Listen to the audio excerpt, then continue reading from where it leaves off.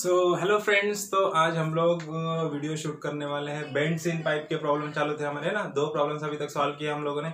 आज हम लोग प्रॉब्लम नंबर 3 सॉल्व करने वाले हैं। ये भी मुंबई यूनिवर्सिटी के एग्जाम में पूछा हुआ प्रॉब्लम है, 2 बार पूछा वाला है। देखो, दिसंबर 2014 और मई 2015 में पूछा है 10 मार्क्स के लिए, है ना। तो let's start the problem. Problem में डायग्राम गिवन नहीं है, डायग्राम मैंने पहले से ड्रॉ करके रखा है क्योंकि हमारा टाइम सेव हो जाए, है ना। अभी स्टेटमेंट दिया है प्रॉब्लम का, देखो स्टेटमेंट मैंने डिस्क्रिप्शन में डाला हुआ है, पहले स्टेटमेंट पढ़ लो। अभी हम लोग स्टेटमेंट पढ़ेंगे, सब में पहले स्टेटमेंट पढ़ के देखते हैं कि स्टेटमेंट से डायग्राम कैसे ड्रॉ करना है ना। देखो, diameter of a pipe bend is 30 centimetre eight inlet and 15 centimetre eight outlet. Diameter दिया, देखो इनलेट पे 30 सेंटीमीटर है, इनलेट हमेशा यहाँ पे रहेगा स्टार्टिंग में, इनलेट पे 30 और आउटलेट पे 15 सेंटीमीटर है। And the flow is turn through 120 degree angle, है ना। फ्लो का जो टर्न है वो कितना है, 120 डिग्री एंगल है। मतलब जो बेंड है, जो भी पाइप में जो बेंड आने वाला है, वो बेंड का एंगल कितना है, हॉरिजॉन्टल से 120 डिग्री है ना। अब ये जो बेंड है, इतना तो समझ में आएगा बेंड 120 है, लेकिन ये जो बेंड है ये नीचे के साइड में आएगा या ऊपर के साइड में आएगा, ये कैसे समझ में आएगा। इसके लिए हम लोग आगे पढ़ते। देखो, angle measured in clockwise direction between direction of flow and inlet outlet. देखो क्या बोला है, एंगल जो भी 120 डिग्री का ये जो एंगल है वो कैसे लिया है, वो क्लॉकवाइज डायरेक्शन में लिया है। तो क्लॉकवाइज डायरेक्शन मतलब फ्लो का डायरेक्शन ऐसा है हॉरिजॉन्टल, है ना। इससे क्लॉकवाइज मतलब नीचे, घड़ी का कांटा कैसे घूमता है, ऐसे घूमता है ना। तो यहाँ से नीचे आएगा, है ना। अगर एंटी क्लॉकवाइज बोलता था वो, तो यहाँ से क्या होता था, ऊपर जाता था। मतलब डायग्राम ये ऐसी बनती थी, है ना। एंटी क्लॉकवाइज बोलता था तो ये ऐसा ऐसा आता था 120 डिग्री, है ना। घड़ी के कांटे के उल्टा ये ऐसा आता था। यहाँ पे क्या बोला है, क्लॉकवाइज। क्लॉकवाइज मतलब यहाँ से एंगल इधर नीचे आएगा, तो डायग्राम ऐसी नीचे बनेगी, ऐसी, है ना, जैसी हम लोगों ने बनाई है, ऐसी नीचे डायग्राम, है ना। तो डायग्राम इस तरह से नीचे आ जाएगी, अपने को समझ में आएगा। पहले गिवन डाटा लिख देते हैं हम लोग, है ना। गिवन डाटा, सबसे पहले गिवन डाटा, उसके बाद बाकी का प्रॉब्लम करना है अपने को। D1 कितना दिया है सेक्शन 1 पे, सेक्शन 1 पे डायमीटर कितना है, 30 सेंटीमीटर है। देखो, तो D1 is equals to 30 centimetre, इसको मीटर में कन्वर्ट कर लो लगे हाथ, तो है ना। तो क्या हो जाएगा, 30 डिवाइडेड बाय 100, 0.3 मीटर। ऐसे ही देखो, D2 कितना है, D2 है 15 सेंटीमीटर, तो 15 डिवाइडेड बाय 100, 0.15 मीटर, है ना। और एंगल टर्न थ्रू कितना है, 120 डिग्री दिया है उसने। In a vertical plane, the axis at inlet is horizontal and the center of the outlet section is 1.5 meter below the center of the inlet section. Center of outlet section, ये जो outlet section है, outlet section का centre कहाँ पे है, 1.5 metre below है inlet के section से। मतलब यहाँ से यहाँ तक का डिस्टेंस कितना है, ये 1.5 है ना। तो इसका मीनिंग क्या है, इसका मीनिंग ये है कि Z1 हमारा क्या है, 0 है, और Z2 कितना है, Z2 1.5 मीटर है ना। जैसे लास्ट प्रॉब्लम में बताया था मैंने, हम लोग सेक्शन लेंगे, यहाँ से डायटम लाइन लेंगे, डायटम लाइन यहाँ से आएंगी, तो ये Z1 0 हो जाएगा, और Z2 क्योंकि Z1 के नीचे आ रहा है, तो ये क्या होगा, ये माइनस में आएगा, है ना।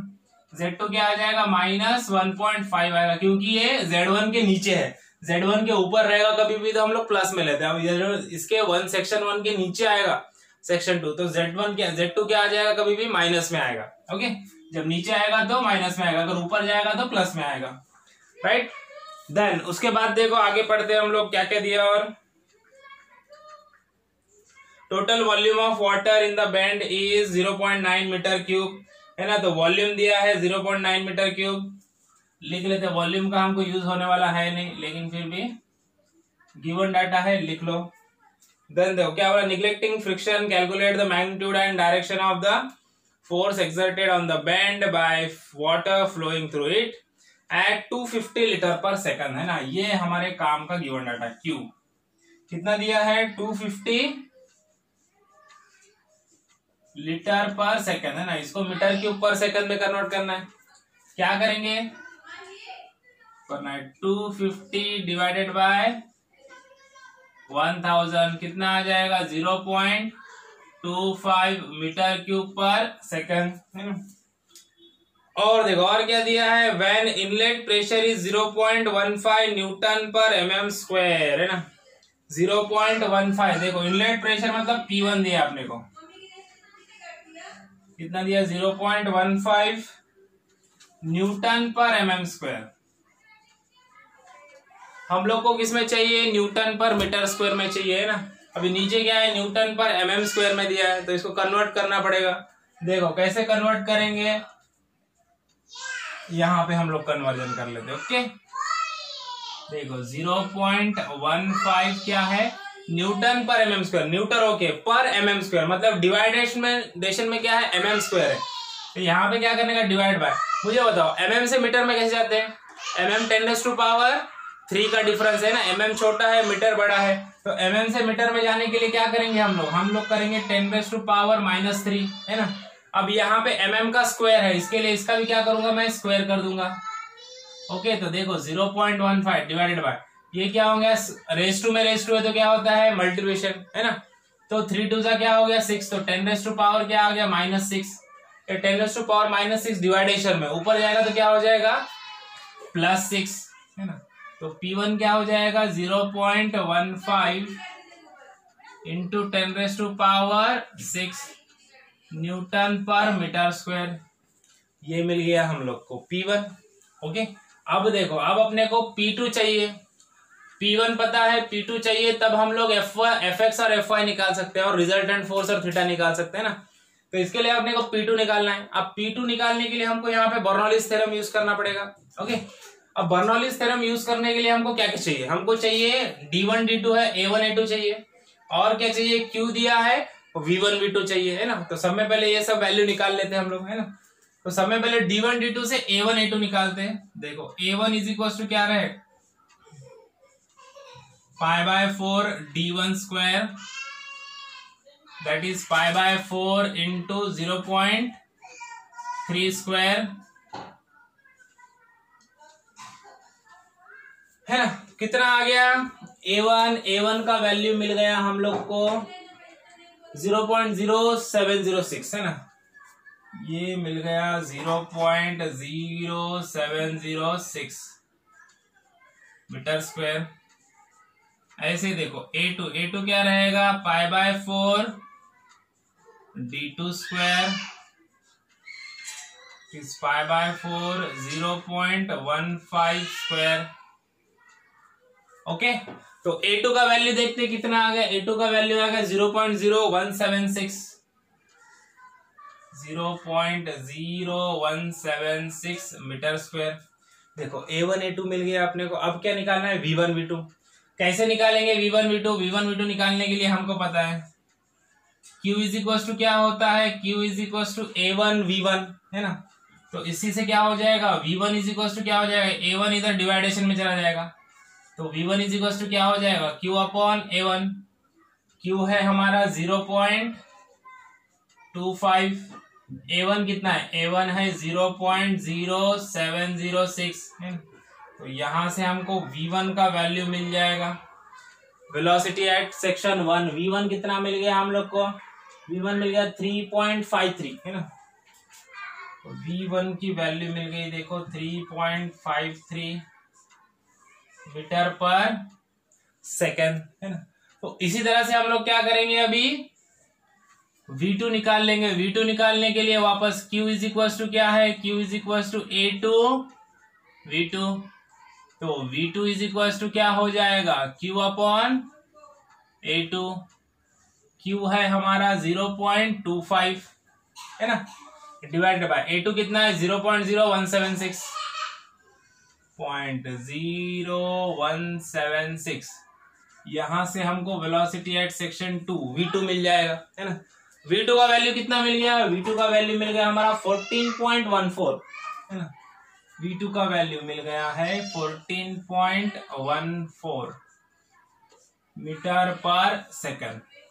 ओके, देखो हमारे पास P1 है, V2 है, V1 है, A1 A2 है, उसके बाद Z1 Z2 है। तो अभी हम लोग क्या कर सकते हैं, बर्नौलीज थ्योरम अप्लाई कर सकते हैं, जहां से हमको P2 का वैल्यू मिल जाएगा, है ना। तो let's apply the Bernoulli's theorem, है ना। अप्लाइंग बर्नौलीज थ्योरम ऐसे लिखना है, क्या लिखना है, अप्लाइंग बर्नौलीज थ्योरम। तो सब में पहले लिखो बर्नौलीज थ्योरम क्या होता है। बर्नौलीज थ्योरम का स्टेटमेंट लिखना है हम लोग को। क्या है बर्नौलीज थ्योरम, बर्नौलीज थ्योरम है P1 upon ρg plus V1 square by 2G plus Z1 is equal to P2 by rho G plus V2 square by 2G plus Z2, है ना। ये सब वैल्यू हम लोग को यहाँ पे पुट करना है। देखो अभी हम सब वैल्यू पुटअप करते हैं। P1 कितना है हमारा, P1 है 0.15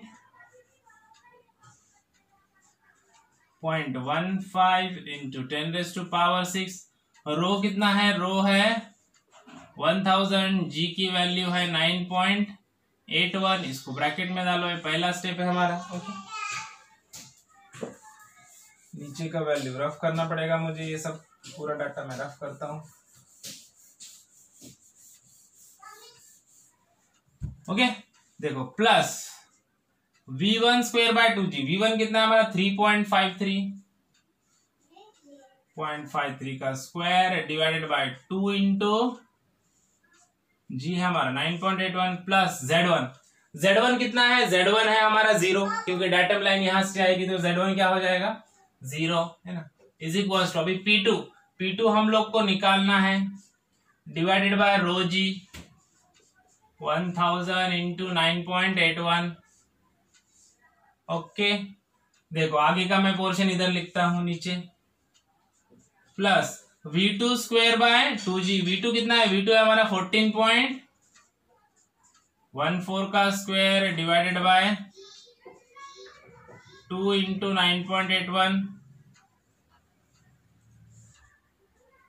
ओके, प्लस Z2। लेकिन Z2 यहाँ पे क्या है, Z2 माइनस में, क्योंकि Z2 सेक्शन 1 के नीचे सेक्शन 2 आया, इसके लिए Z2 क्या रहेगा, माइनस में रहेगा। तो यहाँ पे क्या लूंगा मैं, माइनस Z2 की वैल्यू कितनी है 1.5, है ना। यहाँ पे प्लस Z2 है, लेकिन Z2 की वैल्यू माइनस में होने की वजह से ये टर्म क्या हो जाएगी, माइनस हो जाएगी, माइनस 1.5 हो जाएगा, है ना। तो अभी ये सबको कैलकुलेट कर लो। कैलकुलेट करने के बाद देखो क्या क्या आंसर आता है। वहां से हम लोग को P2 मिल जाएगा, है ना।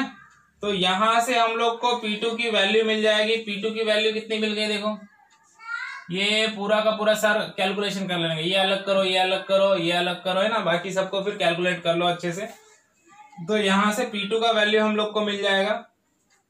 P2 का वैल्यू मिल गया हम लोग को 70881 मतलब अपन 82 कर देंगे इसको, है ना, न्यूटन पर मीटर स्क्वायर।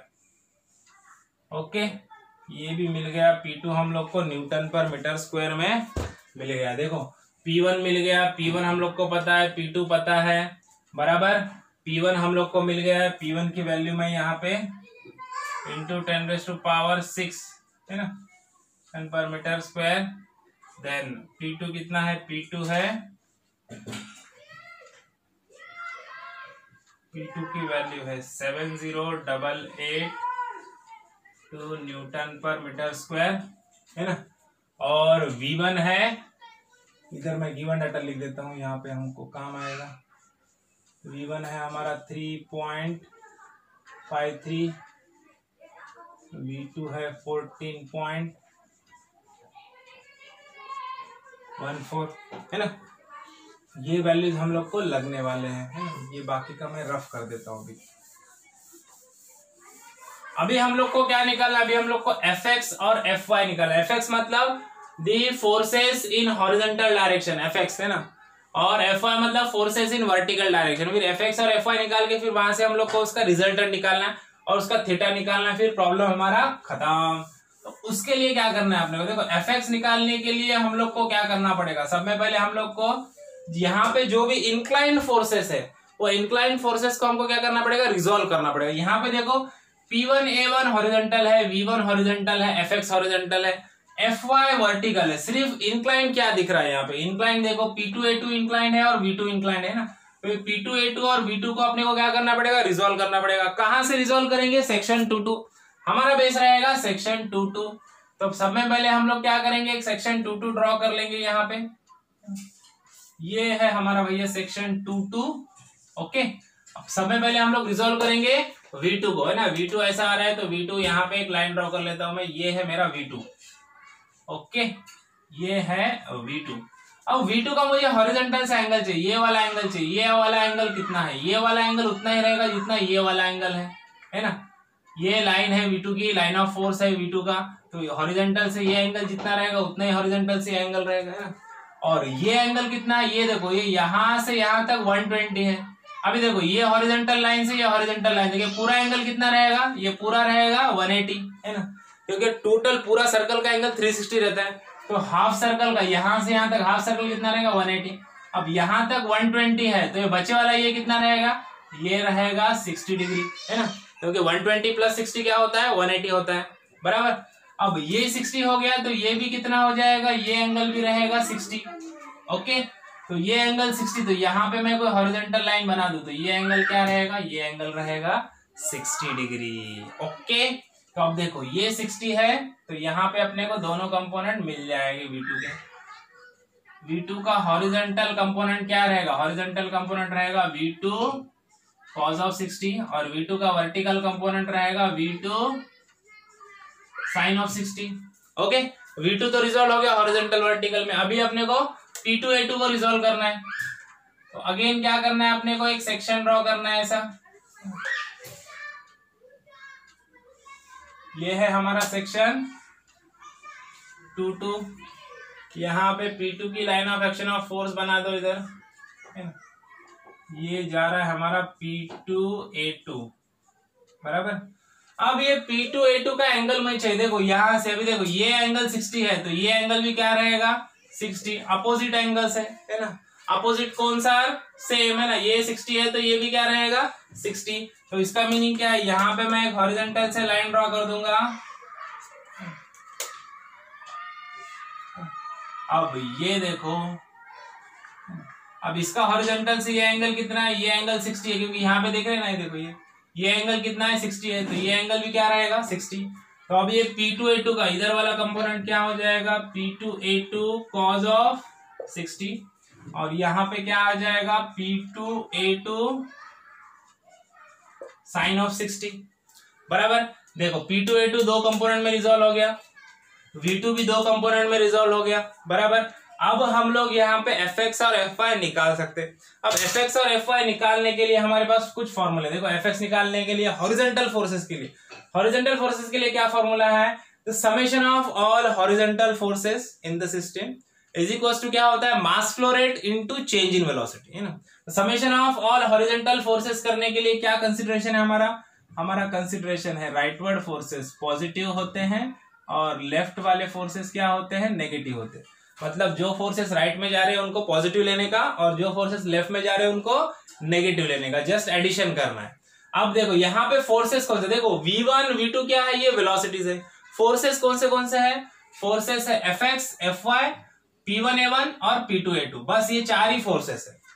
ओके, तो सब में पहले हॉरिजॉन्टल फोर्स जा रहे हैं, सब में पहले Fx लिख लेते हैं हम लोग। Fx हमारा हॉरिजॉन्टल फोर्स है।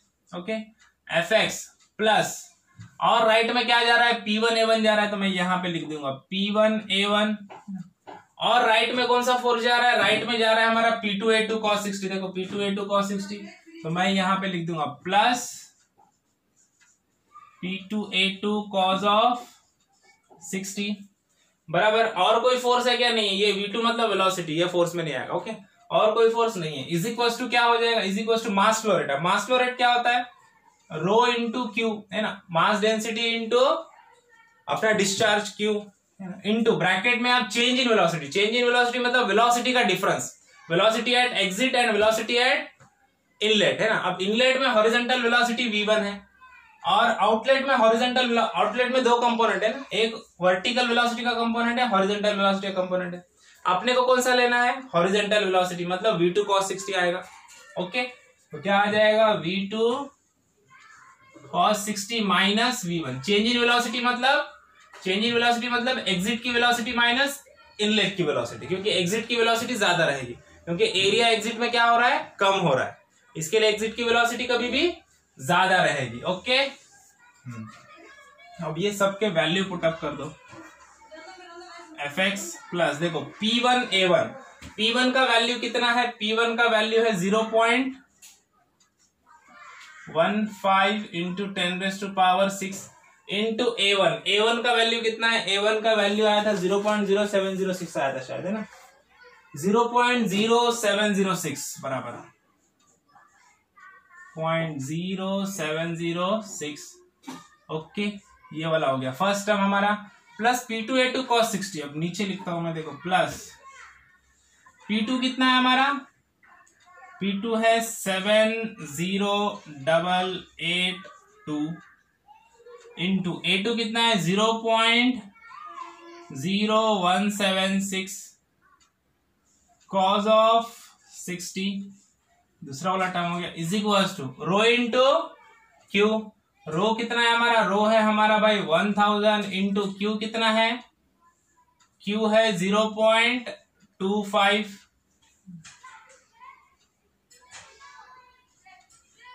क्यू है हमारा 0.25।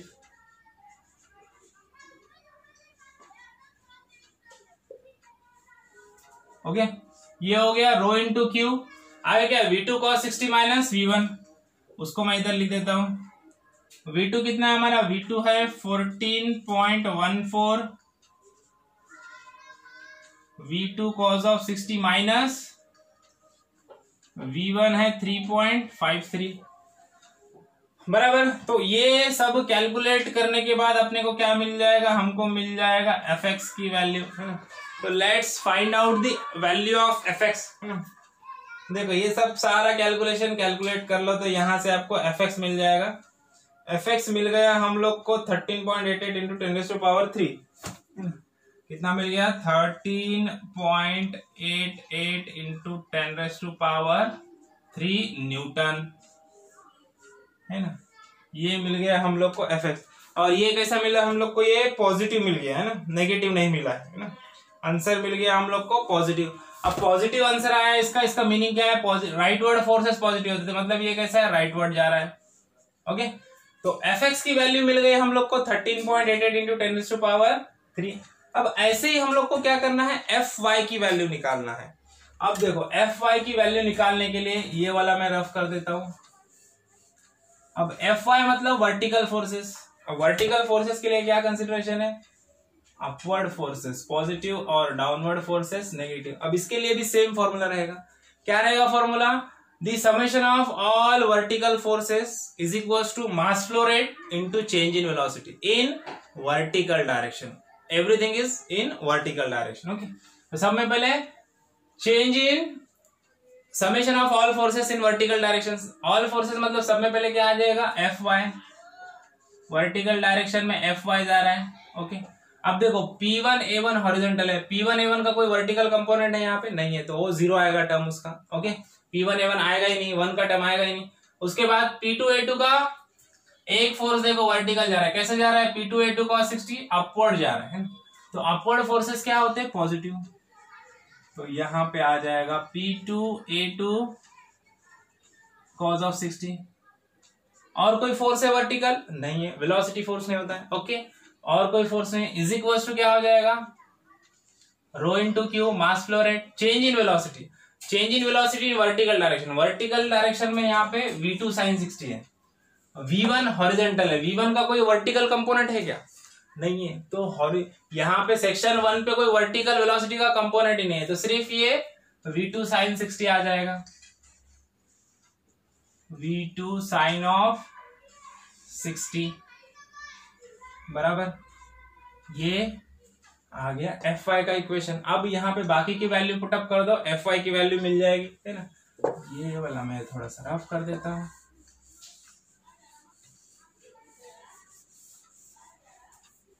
तो देखो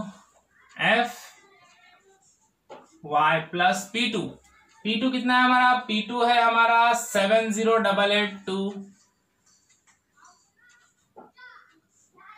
A2 का वैल्यू कितना आ गया था हमारा 0.0176 cos ऑफ 60, ये वाला टर्म हो गया, into rho is equals to, अब नीचे लिख देता हूं मैं बाकी का टर्म, है ना। रो कितना है हमारा 1000 इंटू क्यू कितना है, क्यू है 0.25, V2 sin ऑफ 60, V2 कितना है, V2 है 14.14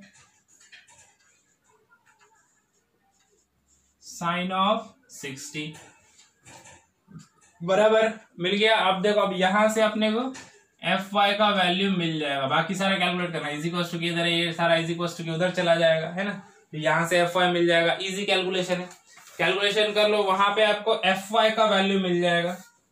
एफ वाई का वैल्यू हम लोग को माइनस में मिल गया। देखो एफ वाई का वैल्यू मिल गया हम लोग को 3314.02 है ना, माइनस 3314.02 न्यूटन, है ना।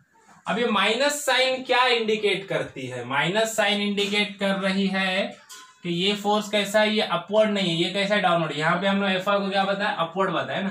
तो इसका मीनिंग क्या है कि एफ वाई डाउनवर्ड है ना। तो यहाँ पे हम लोग लिख देंगे 3314.02 न्यूटन डाउनवर्ड, है ना। माइनस साइन हटाएंगे, क्या बोल देंगे, फोर्स कैसा है, डाउनवर्ड है ना। अब एफ एक्स मिल गया, एफ वाई मिल गया, अब निकालना है रिजल्टेंट फोर्स। तो रिजल्टेंट फोर्स कैसे निकालेंगे? देखो रिजल्टेंट फोर्स के लिए हमारे पास फॉर्मूला है, रिजल्टेंट फोर्स ऑफ थीटा निकालना है, प्रॉब्लम खत्म, 10 मार्क अपने पक्के, है ना। तो देखो रिजल्टेंट फोर्स एफ निकालने के लिए समेशन ऑफ एफ एक्स का square plus summation of F Y का स्क्वायर, है ना। तो अंडर रूट में, तो यहाँ पे एफ एक्स और एफ वाई के वैल्यू पुट कर दो। एफ एक्स कितना है 13.88 इंटू 10⁻³ 13.88 इंटू 10⁻³ का स्क्वायर प्लस एफ वाई कितना आ गया 3314.02 3314.02 होल स्क्वायर। ओके, तो यहां से हमको मिल जाएगा एफ, रिजल्टेंट फोर्स मिल जाएगा, रिजल्टेंट फोर्स एफ कितना आ गया, रिजल्टेंट फोर्स एफ 14272.50 14272.50 न्यूटन, ये आ गया रिजल्टेंट फोर्स हमारा। रिजल्टेंट फोर्स का मैग्नीट्यूड मिल गया हम लोग को, है ना। अब ये कितने एंगल पे और कहां पे एक्ट हो रहा है, कौन से क्वाड्रेंट में और कितने एंगल पे है, इसके लिए अपने को इसका थीटा भी निकालना है। अभी देखो let's find out the theta, है ना। अभी थीटा कैसे फाइंड आउट करेंगे, उसके लिए भी हमारे पास फॉर्मूला है, क्या है, tan of theta is equal to under mod F of Y upon F of X, है ना। तो थीटा इज इक्वल टू क्या हो जाएगा, theta is equal to tan inverse of F Y कितना है, एफ वाई है 3314.02 divided by F X is 13.88 into 10⁻³।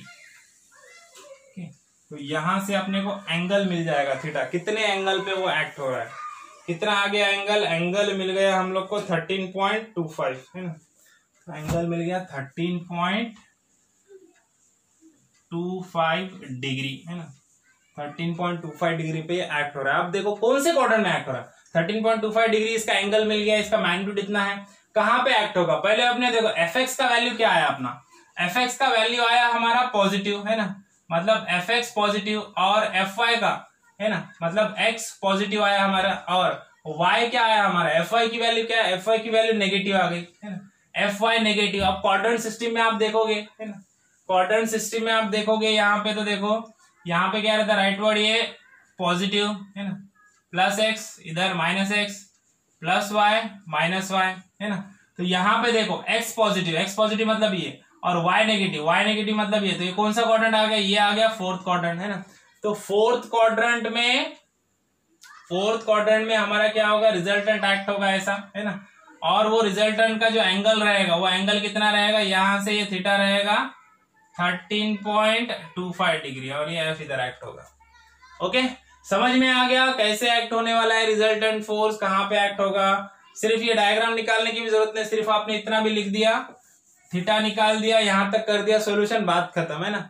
ये आगे का तो मैं आपके अंडरस्टैंडिंग के लिए समझा रहा था। ओके, समझ में आया प्रॉब्लम। ओके, तो नेक्स्ट लेक्चर में भी हम लोग वापस से बोर्ड के ही प्रॉब्लम सॉल्व करेंगे, है ना।